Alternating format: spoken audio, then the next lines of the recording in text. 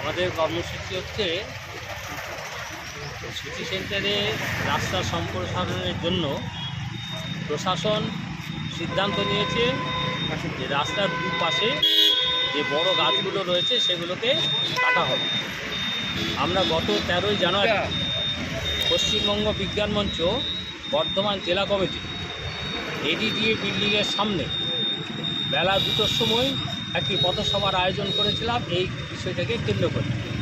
আপনারা হয়তো লক্ষ্য করেছেন যে সমস্ত গাছগুলোতে ক্রস চিহ্ন দেওয়া হয়েছে কাটা হবে বলে, আমরা সেই গাছগুলিতে আমাদের বক্তব্য আমরা টাঙিয়ে দিয়েছি ফ্লেক্স করে।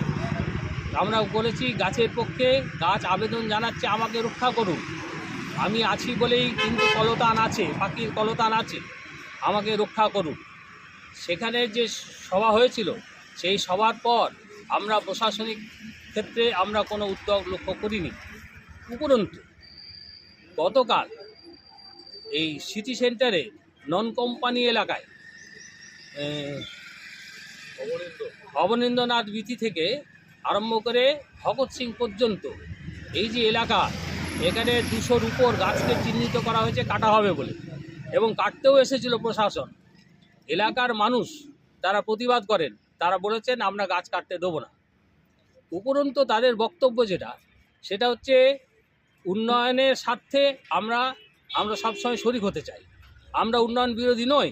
আমরা পশ্চিমবঙ্গ বিজ্ঞান মঞ্চও তাই বলি, আমরা উন্নয়নের বিরুদ্ধে নই, আমরা উন্নয়নের শরিক হতে চাই।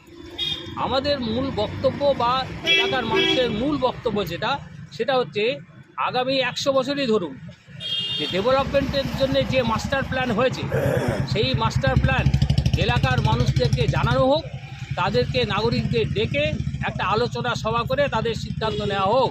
উন্নয়নের বিরুদ্ধে নাগরিকরাও নয়, পশ্চিমবঙ্গ বিজ্ঞান মঞ্চও নয়, এ হচ্ছে মূল বিষয়।